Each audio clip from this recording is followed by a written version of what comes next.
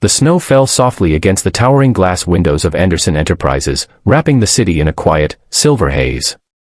Inside the sleek, modern boardroom on the top floor, the tension was thick enough to feel. The men in suits sat straight and silent, their expressions hard as ice. At the head of the table sat Daniel Anderson, the CEO known for his iron discipline and heartless decisions. To him, emotions were weaknesses, and Christmas was just another quarter to close. But that day, something extraordinary was about to happen, something that would melt even the coldest heart in that room. If you believe in kindness, second chances, and the power of compassion, then please take a moment to like, comment, share, and subscribe to Kindness Thread, where stories remind us that good hearts still change the world. Daniel's sharp blue eyes scanned the report in front of him. The company's financial charts looked strong, but one department, customer relations, had been struggling. He had decided earlier that morning that layoffs were inevitable. Numbers didn't lie, he believed. Feelings didn't pay bills. And the name on the top of the list was Emma Collins, a single mother of one, who had been working tirelessly as a junior manager. Downstairs, Emma hurried through the snow, clutching her old handbag in her daughter's hand. Her little girl, Lily, only 5 years old, wore a faded pink coat and held a small teddy bear missing one eye. Emma had promised her that after the meeting, they would visit the Christmas market together, but her heart trembled with fear. She knew today's board meeting could change everything. Rent was due. Bills were piling up. And losing her job right before Christmas would be devastating. By the time she reached the lobby, Emma's breath was shallow. She took the elevator up, praying silently. Lily stood close, sensing her mother's unease. When they entered the conference room, Emma was surprised to see Daniel already there, surrounded by his executives. The atmosphere was cold and professional, and her small daughter instantly drew the attention of the room. Daniel looked up, slightly annoyed. "Mrs. Collins, this is a closed meeting," he said sternly, though his voice was calm. Emma apologized softly and knelt to tell Lily to wait quietly by the chair. But before she could speak, Lily walked up to Daniel, her little boots tapping softly on the polished floor. Holding her teddy bear tightly, she looked up at the powerful man in the gray suit and whispered, "Please don't fire my mommy." The room froze. The executives exchanged awkward glances. Daniel blinked, unsure of what he had just heard. For a moment, no one spoke. The city skyline glittered behind him, but it suddenly felt distant and quiet. He looked down at the little girl's eyes, wide, innocent, full of fear and love, and something inside him stirred. It had been years since anyone had looked at him with that kind of pure sincerity. Years since he had even allowed himself to feel. Emma's cheeks flushed with embarrassment. She reached out to pull her daughter back, apologizing repeatedly. But Daniel stopped her. "It's fine," he said quietly, though his voice was different now, softer, uncertain. He studied the woman before him, tired eyes, worn coat, but dignity in her posture. He remembered reading her file, efficient, loyal, never missed a deadline despite working extra hours. But her department's numbers had dropped, and in his world, performance was all that mattered. Until now.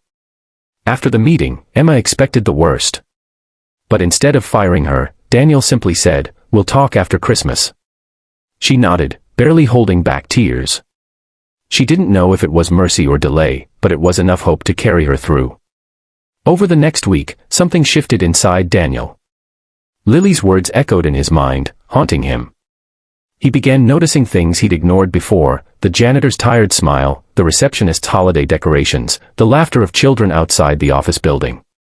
He remembered his own childhood Christmases, before business, before success, before loneliness took over. His mother had always told him that Christmas wasn't about presents or profits. It was about people. On Christmas Eve, Daniel worked late as usual. The office was empty, quiet except for the faint hum of the city lights. He saw an envelope on his desk, from Emma. Inside was a simple handwritten card, slightly smudged, clearly made by a child. On it were the words, "Merry Christmas, Mr. Anderson. Thank you for not firing my mommy. Love, Lily." Attached was a small paper snowflake, cut unevenly but full of heart. Daniel sat still for a long moment, staring at the card. Something warm spread through his chest, a feeling he hadn't known in years. He put on his coat and stepped outside into the falling snow. The streets glowed with golden lights, and laughter filled the air. Without thinking, he found himself walking toward the Christmas market nearby. Among the stalls, he spotted Emma and Lily sharing a cup of hot chocolate. Lily's cheeks were rosy, her eyes bright as she looked up at the twinkling lights. Emma smiled gently, though Daniel could see the tiredness still in her face. For the first time, he didn't see an employee, he saw a human being doing everything she could for her child. He walked over and wished them Merry Christmas. Emma was surprised, speechless for a moment. Then Daniel handed Lily a small wrapped box. "It's for you," he said softly.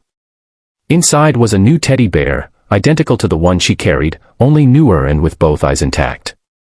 Lily's eyes lit up as she hugged it tightly.